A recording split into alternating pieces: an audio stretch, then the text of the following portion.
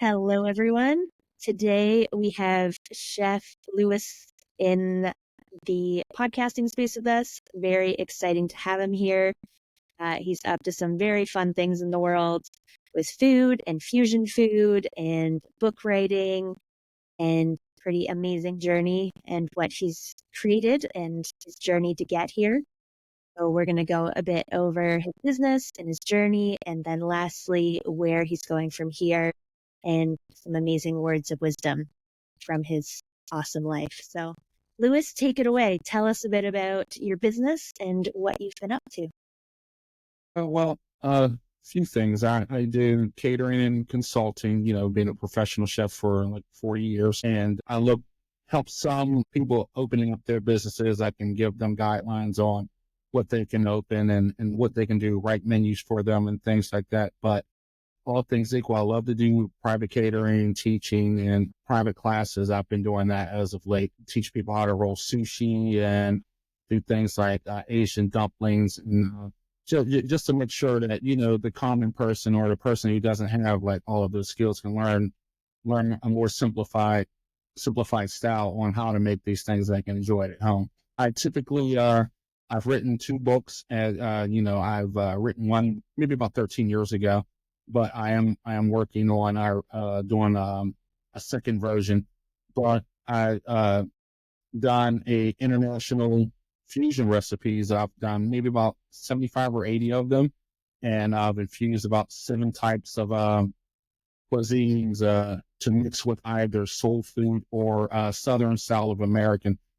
And things like Chinese and soul food, or Italian and Southern style, Portuguese, Bolivian, things like that. So people from these different ethnicities and cultures can try different styles of food and make sure that, there's plenty of variety and, things like this so they can try and make it fun for them to want to enjoy it. That sounds amazing. And the fact that you created books makes it really fun and accessible. And I mean, that's amazing. I would also love you to expand a bit more on your one book, which I love the idea of that it's not just a cooking book. It is something more. Can you tell us a little about that? Yeah, it is. It's called The Bachelor's Guide, and we have like a subtitle featuring Chef Lou's delicious concepts. But basically, it's to guide someone. I would say significant others. I wouldn't say a man or a woman, but anyone who cares for another, to give you a lot of different ideas on how to express yourself with food and or other items. There's poems in there, there's small little writings in there that I've put, small little stories to have you in between chapters that'll lead you up to the food and food preparation aspects. There's things like there's a measuring table, there's a glossary to have you understand what all of the terms are. There's a lot of things that I handle, like a person who's normally shy about preparing food, to take some of these gourmet recipes I have in there and just, you can make them in your own kitchen and have no problem. But there's small little things like if you're going to make up with someone that you're at odds with, basically don't just buy them the flour. If you're going to buy them the flour, do they like flowers, for one? Secondly, what's their favorite flour? Let's make sure we understand these things. And part of that book says, it has your little sections like listen to the woman, but listen to your partner, whoever that is. And I say that in the sense that whenever you're speaking to them, when you first meet them, they basically going to give you operating guide to who they are and how they operate. And if you listen to them, whenever you're first going through that process with them, it's a lot easier to understand who they are and how they're feeling and things they're really passionate about, things they like and dislike. That's when, you have the little Q&As whenever you meet people. There's a whole lot in that book. I left a lot of meat on the bone whenever I first put it out 13 years ago. In retrospect, I said there's a lot of things I could have fixed, and I really have. And I'm probably going to try and get it rolled out probably around Christmas time. Amazing. So, whenever you're coming up on the holidays like Valentine's Day, Christmas, and anniversaries, things like that, people can truly use these updated recipes and these other little tips and snippets that would really help them along with, bonding with their loved one. And I love that. And that seems to be a lot of the theme in just speaking with you and your cooking experience and your cooking world is you love blending things. So for you, it's a cookbook, but let's also blend the family and relationship and the importance that food can have in connecting people. And I love that you go beyond that into connecting cultures with food and connect Absolutely. two cultures could sit down to a meal and they could both find something in there that is their version of comfort food. And Absolutely.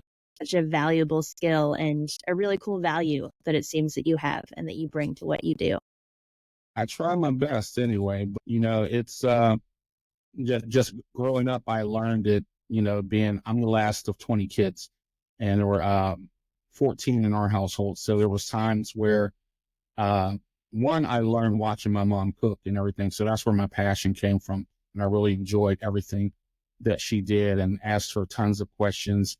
But as, times got hard, there's like those times we didn't have food and we have bits and pieces. And it got to the point where my siblings, believe it or not, they would wait until I got hungry and I would literally go in there and I would start taking bits and pieces, a piece of a pork chop, a piece of a steak, some chicken or whatever that is. And I would marry it all together and I would make a pot of some type of stew or a goulash or something with a pasta or something it would feed myself. But of course, if everyone else was there, they were hungry too. So I would make enough for everyone. So it turned out to be a lifelong skill that I love to have. And it still hits me right here whenever it's time to see the result of what I did. You see a smile on someone's face or them close their eyes knowing that they have that taste, that perfect taste that would make them do that. I still live to see it like 41 and a half years later. And I think I'll take that to the grave. It's a real passion for me to want to be able to fulfill people's, their needs for hunger and just to enjoy a meal. Yeah. And tell me a bit more about that journey as well. Because as you said, it started very young, but then it took some fun journeys along the way. And you've done a few different cooking jobs over the years. Absolutely. Yeah. I've done in high school, it picked up a little bit. I was doing commercial baking. So the school that I went to in Pittsburgh, PA, our school took care of all the commercial baking needs for the entire school system. It was that big. And the students were labor basically. And, we got graded on everything going through there, but we had real live invoices and we had cutoffs and, we had all types of orders to fill. So as we were learning these things, we still had a real work environment. So that right there got me started on that very early. So that's one. Then after that, I went into the Marine Corps and I did cooking and baking. And I just learned so many different things in there about what you can do with they call it Armed Force Recipe Service, but with my quest for knowledge and wanting to be creative, I've delved into a lot of things in the recipe service, and it's to the point where they have what they call a chef of the quarter at Okay. all of the different mess halls on base, and I've won that 3 times in my career. So that was pretty good, and that's when an actual food team who are experts on these recipes come in and they evaluate it, they look at it, they taste it, make sure it's absolutely the split of the recipe, and then of course the presentation and everything like that. So that's where I got going early because I had a row of guys in shiny boots and uniforms, and they're checking my food and they're making sure it's perfect in every aspect. So that set me along the way when I went out into the world. And yeah, that's been different than not long after I got out of the Marine Corps. I went to culinary school, but when I was doing my internship at UPMC Medical Center, and King Hussein of Jordan was there. He was getting his liver transplant, and he was there for I don't know if it was 6 or 8 weeks, but they couldn't have his own chef cook, but I was able to cook for him for almost 2 months under the guidance of his personal chef. It was amazing thing to see. They brought in, I've never seen more certain types of grapes and juices and different things that I've never even set eyes on. Once again, that opened my eyes to a lot of the different ingredients and flavors and everything that other people get a chance to experience. So that made my vision and my need to do more infusions of food even bigger and deeper to do that. But I've traveled. I've worked for some of the biggest companies out there. I've worked for P.F. Chang's. I was a corporate training chef. I traveled the country helping train their executive chefs, and I worked for Maggiano's. It's called Maggiano's Little Italy. They're a Branker concept, and they're nationwide. We traveled, opened quite a few stores there. I've been at some of the biggest companies out there, but now that, I'm on the backside of it, I wanted to move home. My daughter, my grandkids are home. So I came back and, I started working in other places where I can be closer to home. I didn't have to travel. I've been a corporate chef for a local brewery that, they had 3 locations before COVID and they went down to 2. But it was an amazing concept to be able to pair food with beers and different flavor profiles and everything like that. So it's been really, really interesting to be in this field and still have so many things that you haven't done or touched or embarked on. So it's so much easier. And right now I'm back at the first big job that I had at UPMC Medical Center, but it's a women's hospital, oversee about 40 to 45 people.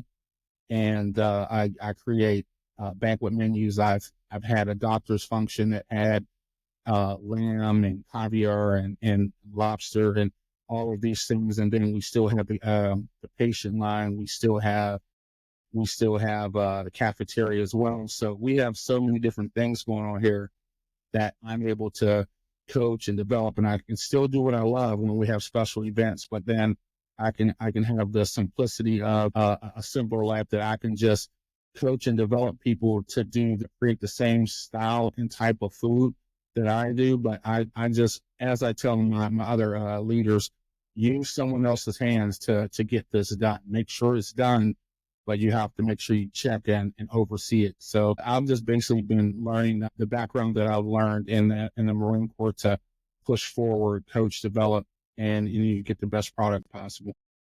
And that's amazing that you've taken all of those many skills, and the Marine Corps, it sounds like, gave you a very high standard in some ways. Not that other kitchens don't, but there's, from what I've heard, there's something extra in those environments. And absolutely. Also working, I've done some kitchen work, but my best friend is a Red Seal chef, which is in Canada, our certification. And through her, I've heard some of the stories of in the kitchen world and the work environments in there. And can you tell us a bit about that side of the story and some of the highs and lows that you've had along the way? Yeah, actually, about right around 10 years ago, I moved home. I moved home for an opening for a close friend. He asked me to come on board, and I helped him open a place that was directly across from the hockey arena, or the events arena where our hockey team played. So this was it was a hockey themed. It was a really big venue. We had the staff. We had to see the entire thing. We had to get all the equipment in. It was just a shell of a building. So all the different aspects of getting everything in and making sure that you have equipment and you hired enough people and your paperwork's good.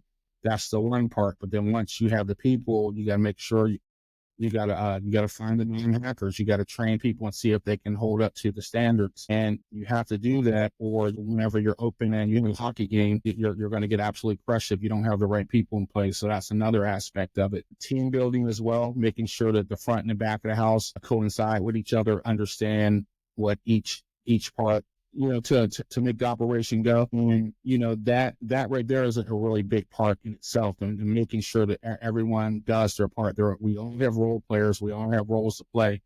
So we make sure that happens. And I can give you a big example. We had a share concert that was going on here, and we had what they call a KDS system. That's basically all computerized. And it got so busy in there that we had basically a 40-inch screen TV. It was a touch screen. That 40-inch screen was 52 pages deep. So that screen was 52 pages deep. So that's how much food that we have in there. And once you have it rang in, the people don't care what's going on in the back. They just want their food. They want to be able to get a hot meal. So, we had to figure out a system where we cut the tickets down to about 30 minutes, which I felt was impossible to do, but we made it work. And we made it happen. We probably fed about 1,400 people in 2.5 hours. It Whoa. was pure insanity. But, it's just the things that you need to do. In a restaurant, you got to make sure you're prepared, make sure you prep the right amount. You execute it. You don't want to leave food sitting for too long. Just got to make sure you have the right system, have the right people in place as far as expediting. So if you don't have a good expo, it doesn't matter if you have the best cooks in the world, your food's going to die in the window. So it's all about having aces in their places, making sure that everyone understands what their role is, and just make sure that it becomes, I call it a dance. Moving back and forth. When we're doing that dance on expo, it's perfect because I'm handing one plate, he's taking another, and we're pulling food from the window. So if I just say, hey, I'm about ready to do my dance. I'm going to expo, or I'm going to serve from my line wherever I am. It's all about a rhythm, and I think if you talk to anyone in the business, they'll say the biggest rush you're going to get is the joy of all the tickets coming in and getting through the push and looking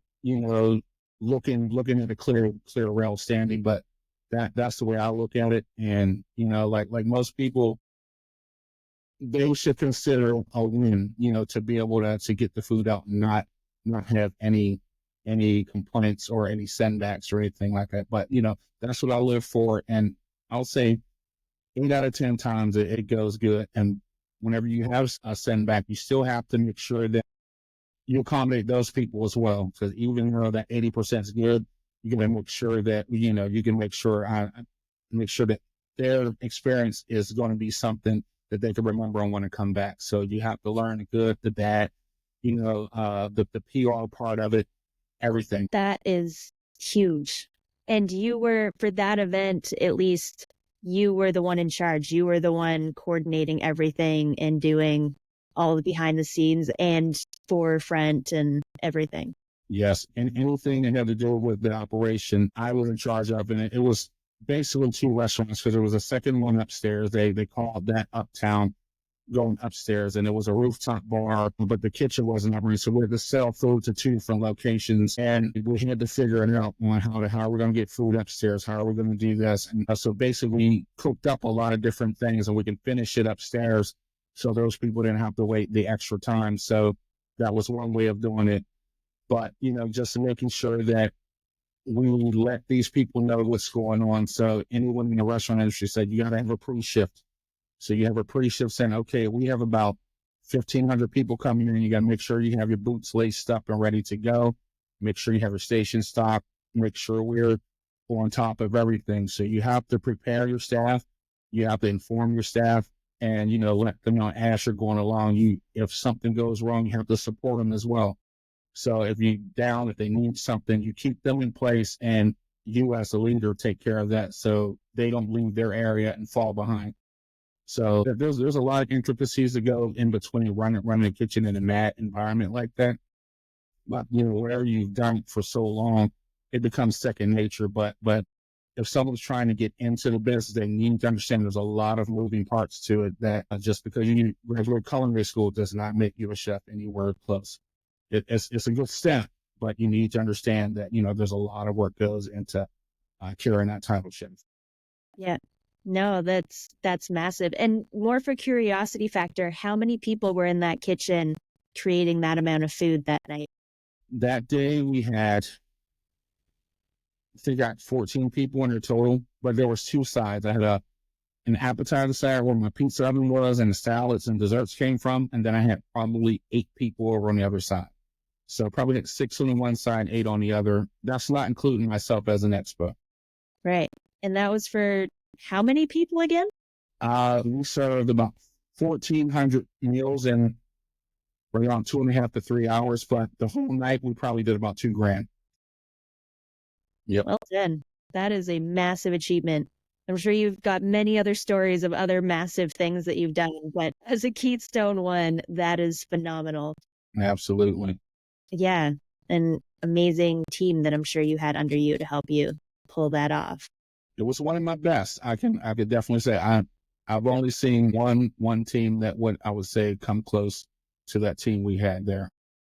And how do you build that team? Well, as long as you have, you know, and you have to, of course, you got to feel people out, see what work ethic is. But as long as you as a chef, you're willing to work hand in hand with these people, you can make the most basic of people a rock star. Because most people are going to look and see if your chef is sitting right next to you, going through it, pushing through it, not just barking orders.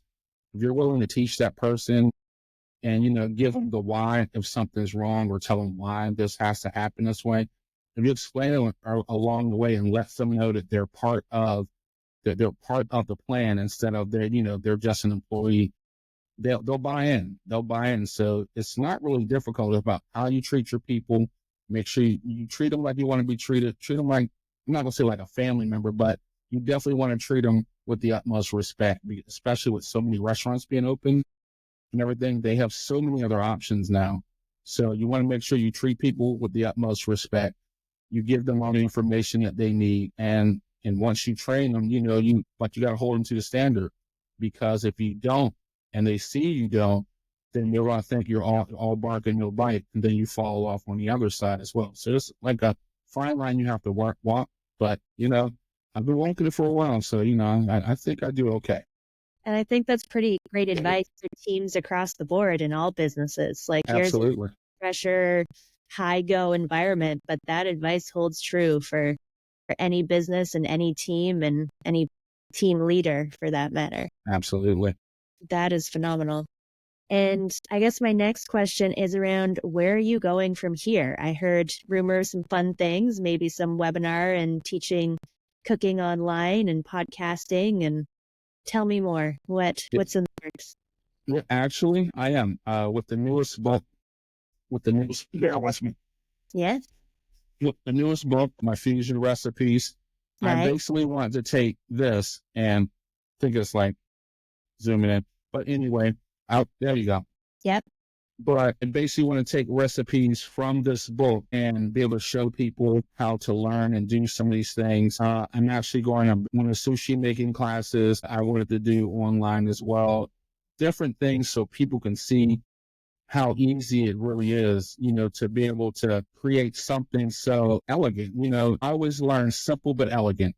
It doesn't have to be super difficult to make an elegant plate. You can have 5 ingredients and make something 4 or 5-star restaurant. Yeah, a lot of people do that. You don't need so many ingredients to make a perfect plate. And I like to do different things, show people to do different things like that. I'm looking to do a podcast at some point in my career, so I want to use the demonstrations to be a springboard. So once I can start talking about all things culinary, I've done a couple of Facebook Live things with about 4 or 5 different chefs.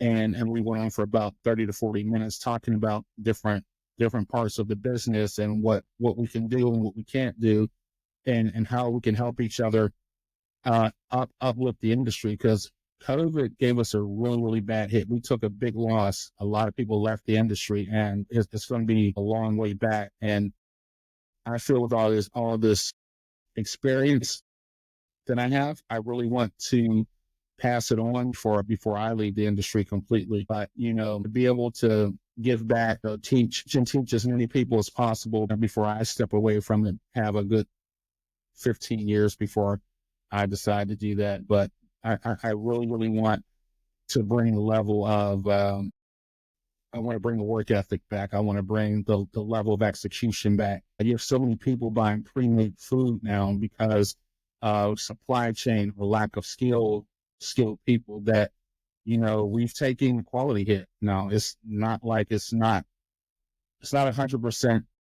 the same, but people are still doing numbers, and a lot of these places find, okay, if I can buy this pre-cooked chicken and still make $10 million, why should I go back to getting those products? But, we have to get back to a happy medium where we can train people to make fresher product, better product and everything. So it's just a passion of mine. I want to get things back to where it belongs, or at least back to close to where it was. So we're not opening up a box and pouring sauce on food. That's fast food. An amazing goal, because that leads into everything. In my mind, food is the building block for everything else in life, whether it's comfort food and happiness, and there's a mental, emotional aspect to it, or just Absolutely. health, which creates energy and vitality and happiness all around. Yes, ma'am. You're changing lives. You're not just cooking. You're That's my changing goal. and changing entire culture.